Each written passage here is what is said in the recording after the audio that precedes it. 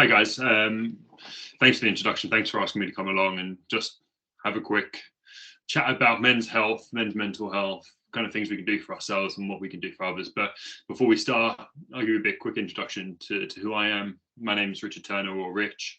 I'm the founder of Employees Health. Employees Health is a workplace wellbeing company who goes into businesses and helps support them create happier, healthy individuals, looking at overall well-being, being able to support them through into just to being optimal performance.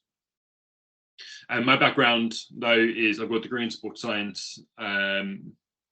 Physical health and well-being is my area of specialty, and that's the kind of the areas I focus on. It's about getting people to be fit, healthy, and happy, along with trying to get them to perform at their best, both in and out of work.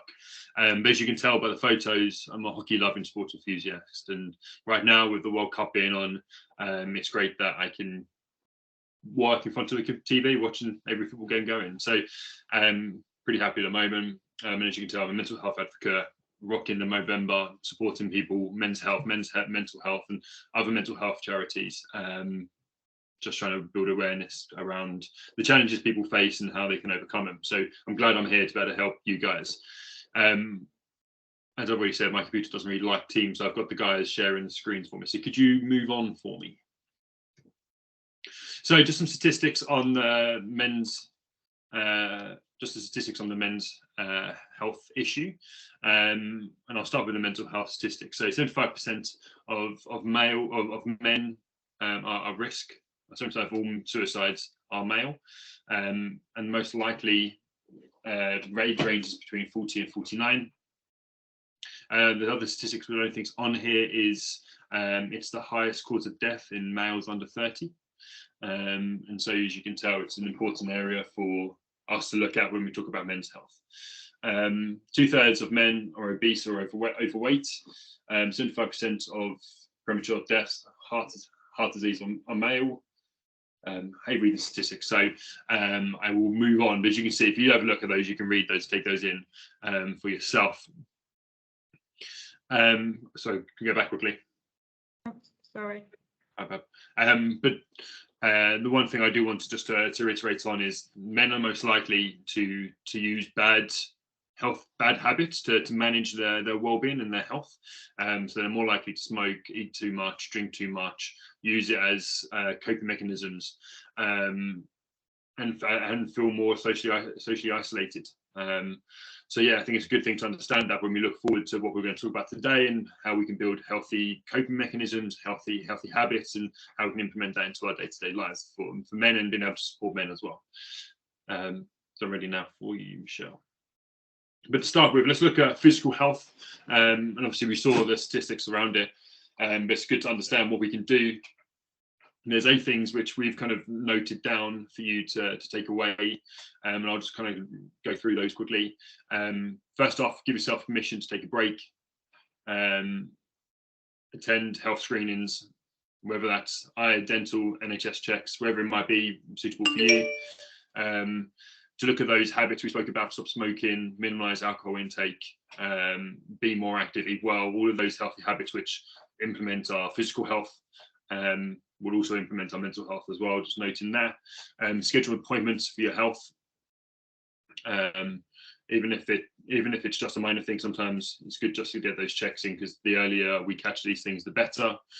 Understand your family history, so you know what you're most at risk of. Self-check regularly as well, and we're going to look at that next, looking at how we can self-check for some of these key areas. And obviously in the statistics section, there were the top 4 cancers that men are most at risk of, and testicular cancer is one of those. It's the most commonly diagnosed cancer in males between 15 and 44. But there's things we can look out for. So just looking out for some irregularities within testes, probably the best way to say it. I don't know what the correct term is for that. I'm just going to say testes. I'm a man, I'm allowed to, right? I think that's the way it goes. But look for the lumps, increased sizes, hardness, or pain. And you can sign up for the Movember newsletters, which will give you more information about how you can support yourself and look after yourself within that kind of area.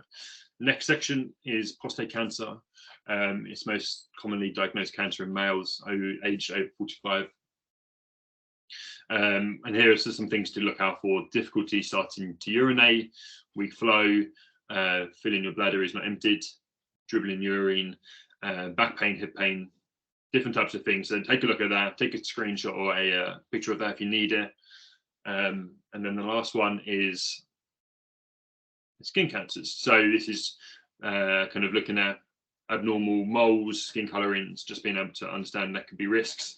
But follow the A, B, C, D, and G rule, which is outlined below. So I got this one wrong last time, didn't I? Asymmetry. Did I say that correctly? Yeah, asymmetry. So it basically means if the mole's uneven, so if it's sort of round on one side and a bit pointy on the other, or sort of not a symmetrical shape. There you go. I think I knew what it meant. I just struggled to say it. Yeah, it's a bit of a tongue twister, that one, I have to say. And then B for borders, similar kind of to asymmetry. Color, diameter, elevation, and growing. So yeah, just keep an eye out for those and just monitor those throughout. If you can't see those, obviously, for myself, I get moles on my back, just getting a friend or family member just to help monitor those, maybe take photos and just keep those there as a safe place. Next slide, please. So that's obviously our physical health and some things we can do just to understand it and look after it. We're going to look at mental health, obviously the second, another area of well-being. And probably the best place to start with this is that we all have mental health, and it's on a sliding scale. And this is kind of the titles of that sliding scale. You can either be within crisis, suffering with depression, anxiety, low mood, exhaustion, etc., all the way through to our thriving and excelling area where we're happy, joyful, performance high as we can, really positive, all these kind of areas. And I think it's really important to know that we can kind of go from one area from one area of being the best we can be, the best versions of ourselves, implementing all these great healthy habits, as well as being able to drop into that unhealthy area of being in crisis, in depression, not being able to implement those healthy habits and see hope in getting out of that. But one of the things we want to do, and we always try to reiterate when we're coaching people and helping people through this, is understand what we do for ourselves. So if you click onto the next slide for me, Michelle, I'm going to put a question out for you guys in the chat, and I want you to answer this question. What things do you do to keep yourself in the thriving and excelling zones of that continuum? So really notice down some of those really healthy habits you do every day or every week, just to make sure that you are positive, happy, engaged, performing at your best. And then I'll let Michelle read those out. I can see some people busy typing away, so we'll let the internet catch up with their fingers. So we've got one delegate who said walking really helps him. Perfect. Bit of fresh air, bit of sunlight, bit of activity. Taking regular breaks during the workday. I think that's a really important one. I'm not sure that one come up last time, did it? No. So we had this session earlier in the week, so it's nice to see some different suggestions. So hydration, cycling in nice weather. Yeah, I agree with that one. Cycling in bad weather is not so much fun, although some experts will tell you there's no such thing as bad weather, just bad clothing. But I think with cycling, it can be a bit different when it's dark and wet and the rain's driving in your face, not pleasant. Exercise, cutting down on watching the news. Yeah, I've heard that as well. That's a good one. So sort of limit your exposure to all that doom and gloom. Eating well. Yeah, other people have agreed about watching the news, agreed about on avoiding things like social media. Yeah.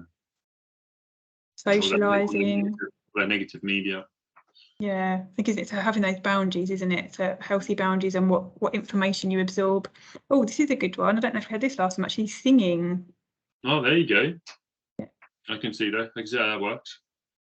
I think there's some research behind the element of singing and breathing, which helps people. Because it's the inhale of oxygen, which helps people, and normally sing when you're in a good mood as well, right? Yeah, definitely. Thank you so much for your contributions, everyone. It's always lovely to see those suggestions. There's such a variety as well. I think it just goes to show, doesn't it? And I'm sure you'll agree, Richard, that actually we all do different things that are good for us, and what works for me might not work for you, and vice versa. I'm not sure my family would be too keen on me singing for my well-being, put it that way. Hey, look, it's good. It's good for you. Sometimes you have to put that first, right? Yeah, no, I completely agree. I think this is one of the things around health and well-being which is most important, right? We have understanding that we are all individual and we have to find the things that work for us. And whatever works for me is going to be different to work with you. And also our level of what happy means is different, and our level of what being healthy means is different. So just trying to achieve those for yourself is also important. But here's a couple of recommendations for our mental health. There's 2 models. I'm going to talk you through the 5 ways of well-being, and then kind of go on to the apps. And I think the apps really supports the 5 ways of well-being well, but kind of really follows on for what you guys have just kind of mentioned within that kind of question. Was some of these are just being active, getting outside, although I wouldn't, whether exercise in cold, wet weather hasn't always been my favorite thing to do, but if you enjoy it, perfect. Take notice, being present. I think it kind of comes back to taking notice of the negative media you're inputting as well. So maybe try and take notice of the positives, be of gratitude. Keep learning, pushing yourself to improve. One of the things for us, for our motivation and for our sense of purpose and meaning, is mastery. So the more we can master, the happier we feel, and gives us a focus as well. Then connect, build your communities, build really good relationship bonds with others, and then give the random acts of kindness have very powerful happiness effects on our mind, and there's also research that goes in behind that as well. And so what the apps kind of is being able to recognize. So you can overdo this in 2 ways, and it just kind of really complements that 5 ways of well-being, and it kind of allows us to either plan some of these 5 ways of well-being within 4 different areas: achievement, physical and personal and social. It also helps us to reflect on some of those good things that happen to us as well, and what we've done for our well-being. And I think both of those roles are really important. So I'll just kind of reiterate what the app stands for: is achievement, having a sense of achievement. What can we plan or reflect on that we've achieved throughout a week, a day, wherever it might be? Where's our level of physical activity? What have we done for ourselves to be physically active? Whether that's exercise, whether that's getting outside, whether that's walking to the station or walking a bit extra further just to be a bit more active. For our personal selves, taking that time out, taking a break in between work, or even just having a bath and maybe getting in front of a book could be good for our personal. And then social, very, very similar to connect, right? What connections and social interactions have we had, which ideally are positive? So you see how these 2 together can be really good. But yeah, that's all great, but some of these can be quite hard to build. We'll look quickly at how we can build some really positive habits. And all habit building kind of starts with having to look at it from a small aspect. If it's something you haven't done before and something which isn't that easy to you, try to break down all of these actions that you might start to do in a very small way. And for a lot of people, when I speak to my clients, whether that's on a one-to-one basis or whether it's in groups, it's okay, what are we trying to achieve? If it's people trying to do more exercise, it might be okay, maybe getting up first thing we do in the morning is do the exercise, and our smallest cue is okay, we're just going to put the shoes by the door, put the shoes on. That's the smallest actions, putting the clothes on, the shoes on. And then the next smallest action is actually we're just going to go for a 5-minute walk, or we're going to go to the gym and warm up and do the first exercise, because that's the smallest action. Understanding what the smallest action and can make that kind of big activity a lot easier to understand. Build it up gradually. Okay, the first week we're just going to do 5-10 minutes, then the week after we're going to do 10 to 15, and being able to progress it that way could be a really easy way of just building up that activity to build a really healthy habit. Find support and accountability, whether that's a gym buddy, whether that's a personal trainer or a group or a community where that's the focus. And this is why things like Slimming World or Weight Watchers can really be very beneficial for people, because it's group communities. Or it could be exercise classes, wherever it might be. That community, that support, that accountability to somebody and people can be really powerful. Setting deadlines, setting goals gives you a sense of purpose, gives you a sense of motivation as well, and wanted to achieve this. And I see it so much within my personal training career is people are so motivated when they have either a wedding or a holiday, but once that's happened, they lose that motivation. So then setting the next deadline and next goal to achieve it by. But as colleagues, as teams, what challenges can you do as a group? That then links into the support and accountability piece as well. Really understanding your why do you want to do it, and what are you trying to achieve, linking that to your purpose really. And then last a statement here is there will never be a perfect time, so remember some is better than none. And it kind of goes back to that starting small. If you're trying to achieve something, you don't need to conquer a mountain before we can walk, right? So let's try to start small and doing something's really great. But there's always things that can get in the way of our motivation and of that positive actions we try to implement into our day-to-day life. So same again, question within that I want you guys to answer. Why do you think we don't always do the things that we can improve in our physical and mental health? What are the challenges? What are the barriers? What are the maybe potential excuses we use? So I'm always doing is challenging my clients to overcome those challenges, and sometimes they're just mental excuses that we put in the way.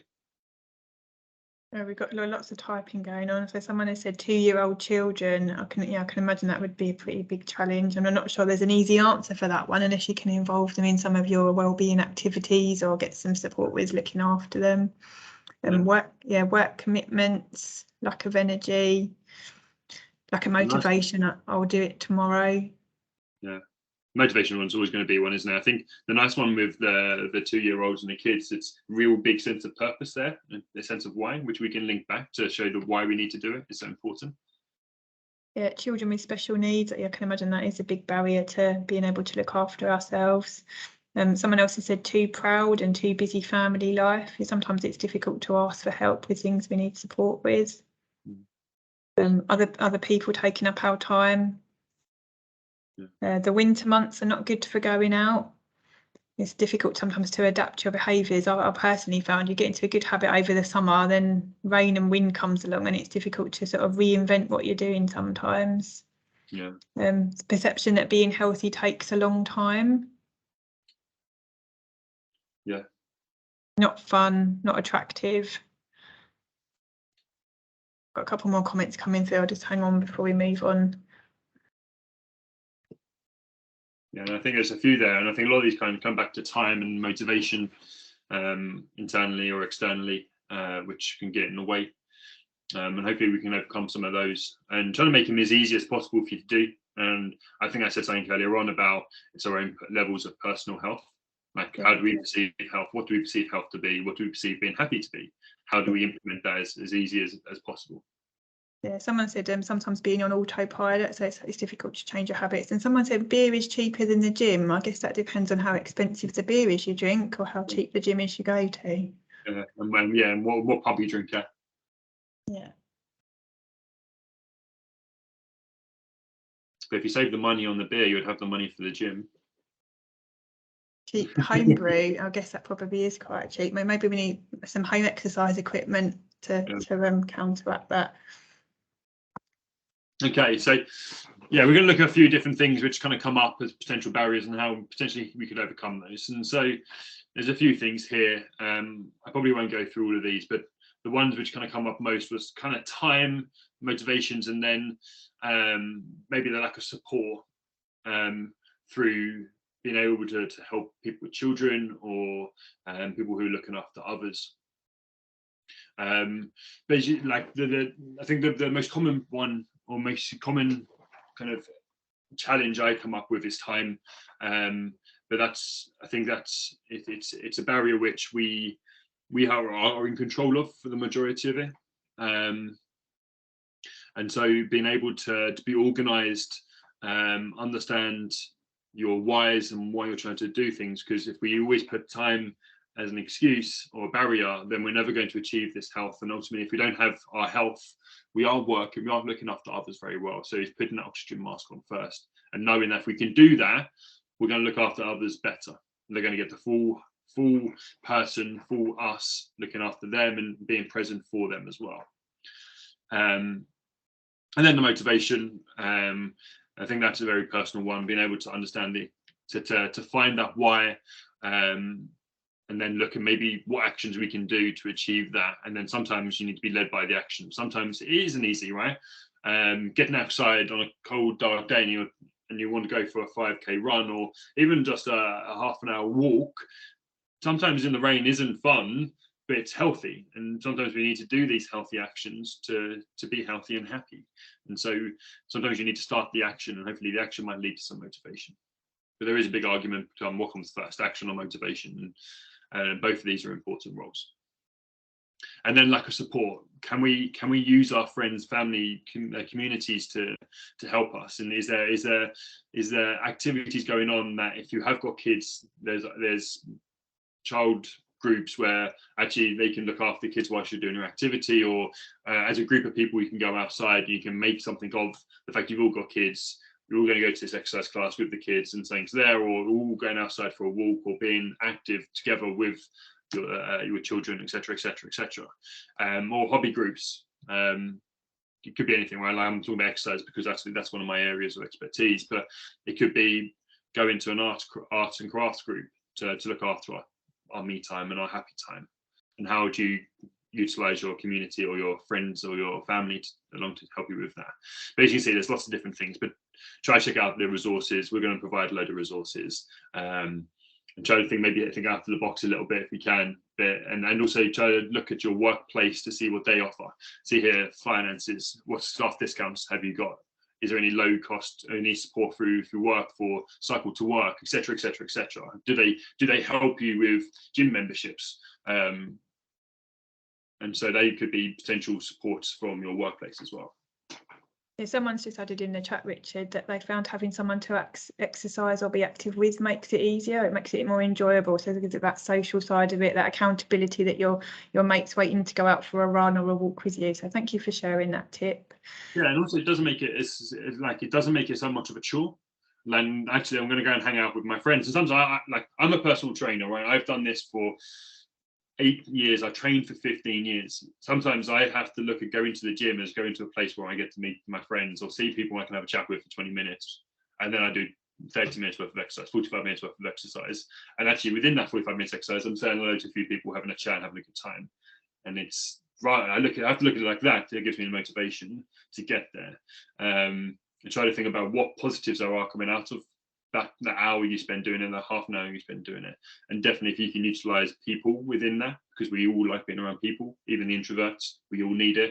It definitely helps us. So we've obviously spoken about things we can do for ourselves. This is there's two bits here which I believe have a huge role in our actions, our habits, our mental health, our well-being, our physical health. And for me, that's mindsets and behaviors. And we'll look at mindsets first, because our mindsets lead the behaviors we take every day. Because if we don't have the correct mindset, we don't have the motivation coming from that, we are going to then move into the behaviors. And so the first thing we're going to look at is mindset. Normally when I talk about mindsets and behaviors, I'll go into this in a lot more detail. I'll look at optimism, I'll look at motivation, but today we're just going to keep it quite short. We're just going to look at growth mindset versus fixed mindset. And so the difference between the two, some people with fixed mindset will look at a challenge, try to complete that challenge. Ooh, what's happened here? Oh, sorry, I let you off. Slides have jumped on. And so yeah, so somebody with fixed mindset will try a challenge, do something or a situation, and kind of go, actually, that's the peak of my abilities. I can't do that, and that's as worthy as I am. And you can see how this can be quite unhelpful for us to progress, both within our workplace, but also within our well-being. And so people get frustrated, they get angry, they're more likely to be pessimists, which also has a huge impact on our mental health and our outlook. Compared to people people with growth mindset, they look at challenges as opportunities to grow. They look at challenges or failure as a chance to learn, and how to be better, to progress, to perform at a higher level, and continuously trying to move forward.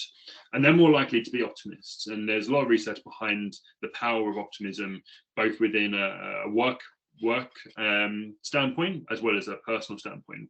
Optimists are meant to be more socially interactive. They have better relationships.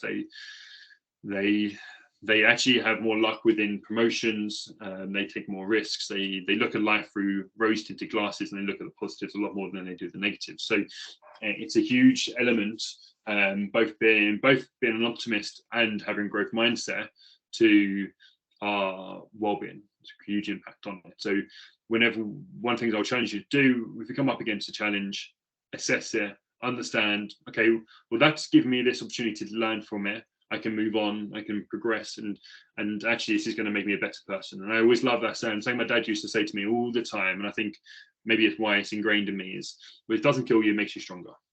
And actually, that's a really good saying, something which you can kind of use as a backbone to some of these challenges.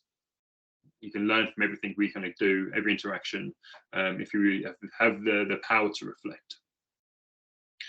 And then we'll look at the behaviours, and a lot of these behaviours are set by that mindset. But for me, there's 3 non-negotiables. We've gone through different things. You can be more active, you can do all this kind of stuff. But these, for me, are 3 non-negotiable behaviours that every successful, happy, and healthy human being does as a set group of behaviours. And that is more exercise, being more active, sleep 8 hours, and practice gratitude. But that's great, Rich. What does that mean in more detail? And I'm going to go into that a little bit more. So for me, we're going to look at sleep to start with. Sleep for me is the foundation. It's the foundation we build our house of well-being upon. If we don't have this foundation in place, we are more likely to be unhappy. We're unlikely to be more unhealthy. And why is that? Scientifically, it's been proven that it has an impact on our mood, our mindset, our performance, has a huge impact on our health. As you can see, immune system, digestive system, cardiovascular system, plus more. Weirdly, it affects our appearance. People who don't sleep the allotted 7 to 8 hours look more tired, look more uninterested, etc., etc. Our interactions aren't as positive. So when we're thinking about teamwork and collaboration, not getting enough sleep is going to impact that performance of a team. Our appetite, we are hungrier, but not only are we hungrier, we make worse decisions. Leading back to the fact that men are more likely to be overweight. 25% of men are obese or overweight. See how all this plays a big impact. And then lastly, memory. The link between dementia and sleep scientifically has been proven more over and over again. But sleep isn't just about getting 7 to 8 hours sleep. And that alone has been proven to be scientific. There's no research has been done that having 6 hours sleep is healthy for us in any shape, way, or form. But we can still have 8 hours sleep and not sleep that great. We can get into bed and actually not sleep very well, stress, etc., etc. It's about the quality of our quantity of sleep as well. So how can we build better quality sleep? And that's around our sleep hygiene. And we've given you some tips here and what we can do to help that. And first off, that's the first thing we can do is put down our phone or our media an hour before bed. Both it aggravates us and switches our brain on to either the negative or positive media and begins to get our brain active. But also it's the blue light, the unnatural light within the screen, which also stops and blocks the melatonin. Melatonin, we'll mention this a few times, is the hormone that produces our sleep signals and gets us ready for sleep. Reduce caffeine. Caffeine's the exact same as an unnatural light. It blocks melatonin production. So ideally you want to stop caffeine after 3 o'clock, 4 o'clock in the afternoon. Give yourself enough sleep time.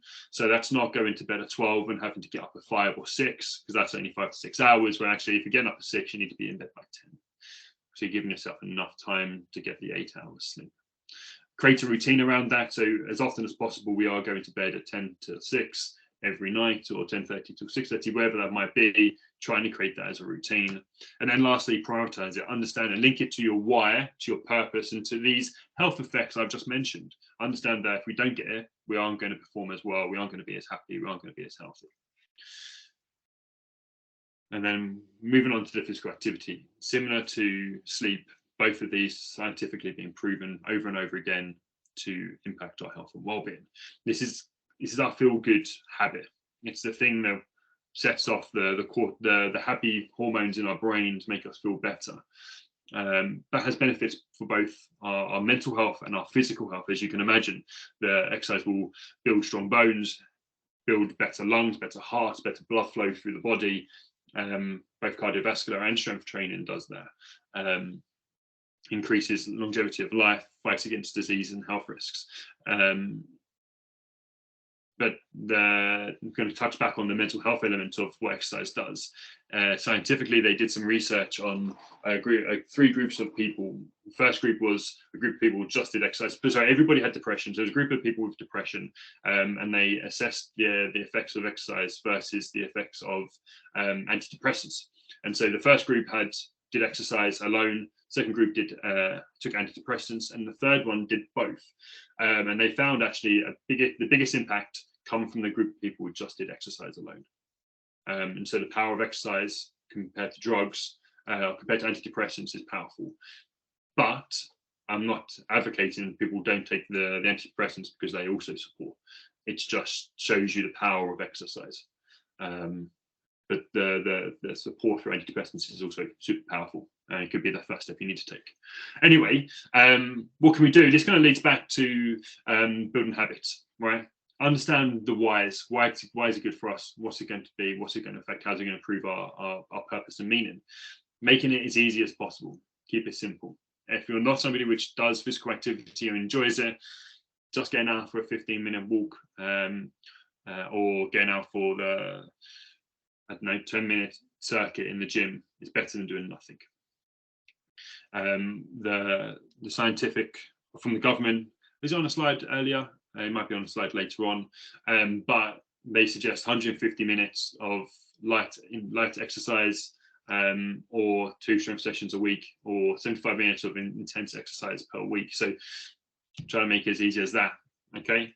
Optimize your visual reminders. As I said, put shoes near the front door, and shoes or your gym bag in the car, wherever that might be for you. Going back just to do something. Your idea of exercise is different to others. What can you achieve? Is it going for a walk, and that's the most you can do, and that's it? That's going to exert you enough, or is it playing sport? Something I do to get my cardiovascular, and I'm not somebody who enjoys going for a run, but I run around a hockey pitch forever and ever. Or until I get hit by a hockey ball. That's normally what happens. And then find something you enjoy. And for me, that's my sport. But it might be different for you. And then lastly, gratitude. Gratitude for me is a very powerful thing. It's a very new thing for me as well, but it for a lot of people can be the airy fairy stuff, and the stuff that, what does it really do? But scientifically, it's been proven to impact both our mental health and our physical health. And what it does, it's looking at the good in life, looking good in our life as well.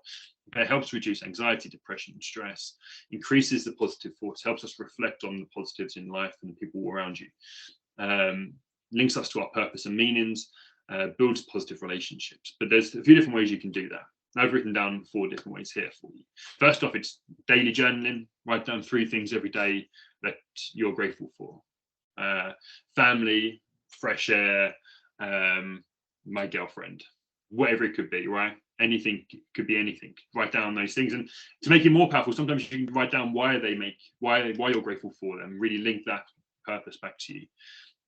Another option is gratitude letter. I've given you an option here, and basically that's just writing and saying gratitude. And so for me, right, as an example, I would be grateful for Michelle and the team at Kent Healthy Workplaces for inviting me to do this, because this has given me a platform to help educate people.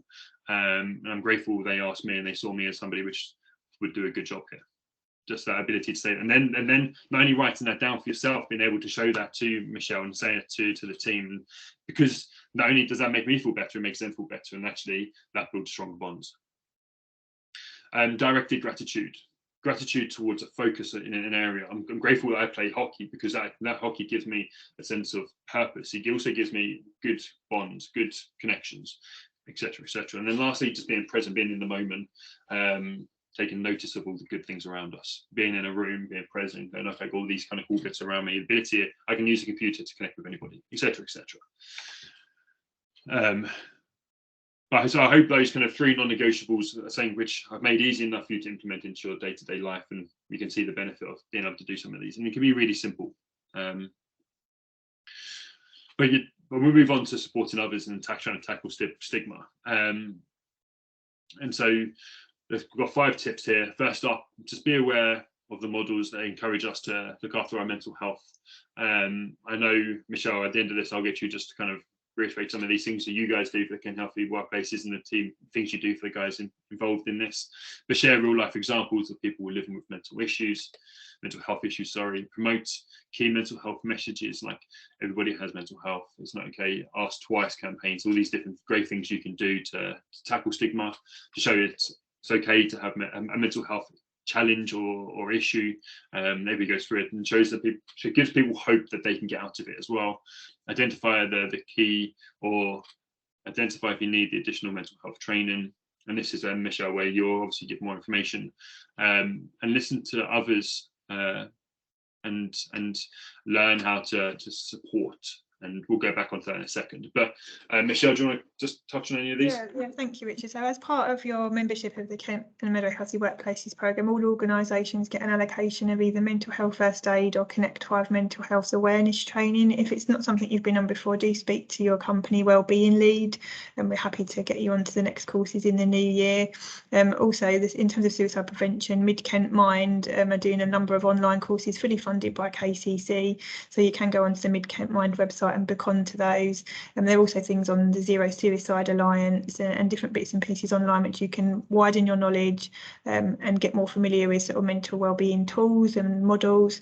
But also more than anything, I'll just encourage you to normalise those conversations in the workplace, check in with your colleagues, ask how they are, and that Ask Twice campaign. So if someone says, oh, I'm fine, and they don't seem it, just say, oh, I hope you don't mind me asking, but you don't seem yourself, is everything okay? And just ask again, just shows that you are genuinely interested and you're happy to listen. So that would be the sort of top tip from our side for today. But if you want any sort of further support in how you might address this in your workplace, please do get your wellbeing lead to get in touch with us. We'd be happy to look into it in a bit more detail for your organisation. Yeah, I'm just going to touch on that kind of Ask Twice campaign. I think it's sometimes it doesn't need to be as clear and obvious as how are you? Oh, actually, how are you? It could be how are you? How's life? How's things going? It's just a normal conversation which just dives into them a bit more. And try to get them to open up in a normal way, which might be a bit more comforting rather than and then maybe a bit more of a daunting way. Yeah, it's a great tip. Sometimes they're saying, oh, how are you since I saw you last week? Or if you're not in your office regularly, perhaps hybrid working, you're in once a week. Oh, how are you since you last came into the office? And it just gives people that time frame, and you're perhaps remembering some of the things they told you before. Yeah, 100%. But there's a couple of models which you can use, you can take away. Obviously, we're going to get these slides, because obviously they are being recorded. But there's 2 models which I want to share with you. First is the Bathe model, and this kind of gives you a platform or a concept to use as you're going through conversation. It touches on what we've just done. How have things been since I last saw you? What's going on in life? Just gives you a kind of a background question to ask. And then the effect, how do you feel about it? Obviously there would normally be conversation within this, but just being some questions you can ask. So how do you feel about that? What troubles you most about that situation?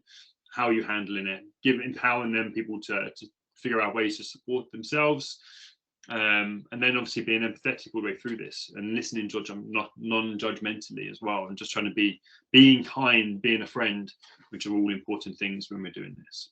And then the one from Movember, which is Alec, which has been changed from Wednesday session or Tuesday session. And so Alec is an anagram. I think I've got that correct. I always get this wrong. Anagram of ask, goes back to that asking twice, potentially. being able to listen non-judgmentally. Us as human beings, for some reason, struggle to listen, so it's actively listening. Encourage action, whether that's supporting them in taking actions such as the 5 ways to well-being or the non-negotiable behaviours, or it's encouraging them to get professional support and help, and then checking in on those after you've had that conversation. Hey, look, we had a conversation last week. How's things going? All right. Have you been able to get some of those things done we spoke about?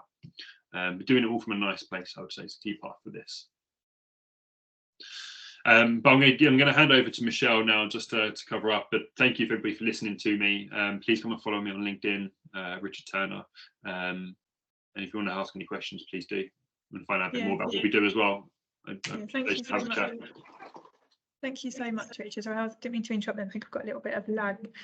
Just to wrap up, so as we said, men are more at risk for certain cancers, diabetes, cardiovascular disease, more likely to die prematurely, and more likely to be engaged in unhealthy lifestyle habits. So as men, or with the men in your lives, to encourage them to get those checks done, to lead healthier lifestyles as a preventative measure. We did say the majority of suicides are from males, and yet men only make up a small minority of those accessing therapy. So normalising those conversations, encouraging people to seek help will improve that, and just leading that healthier lifestyle. So whether you need to be more active, eat better, drink less, etc. And then find a way where you can practice those 5 ways of wellbeing, or those apps to improve your mental health and having to think about your mindset. We will send out the resources, so we don't expect you to remember the BATHE and ALEG acronyms now, but you can use those as sort of question prompts in your conversations.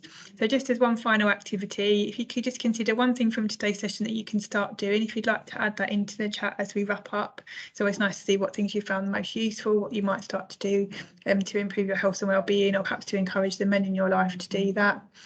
Or even if you're a female that's come along today, perhaps something that you might think, do I need to do that for myself as well? Because it does apply to all of us at the end of the day. Here's a slide of additional resources. I won't run through them now, but we will send you a set of the slides. They're all linked, so you can click on them and go straight to the relevant web pages. Anyone who's uncomfortable to admit you're struggling at work, or you don't want to sort of put your hand up, I do recommend contacting the Release the Pressure service. So that's an NHS Kent and Medway service you can access confidentially and speak to a counsellor who will recommend the right sources of support for you. Which is on that slide there, that logo with the head in it. So plenty of help out there. It's just sort of finding what works for you and encouraging each other to take up that help. Lots of charities doing some fantastic work across Kent and Medway. So yeah, please, there's a link to the survey. Helen will pop that in the chat for you so you can click directly on it. Or if you've got a smartphone, feel free to scan the QR code. Big thank you again, Richard, for coming along. We definitely have lots of gratitude for you doing this session for us. Do connect with Richard on LinkedIn. He posts some really interesting interviews and articles, so do follow those and have a read of them, join in with them. And please do complete the survey. We haven't got any seminars set up yet for the new year, but we will be announcing our series very shortly. So do keep an eye out for that. We'll send those to your wellbeing leads in your organisations. But thank you. Have a great afternoon and enjoy the rest of November. Thank you, everybody.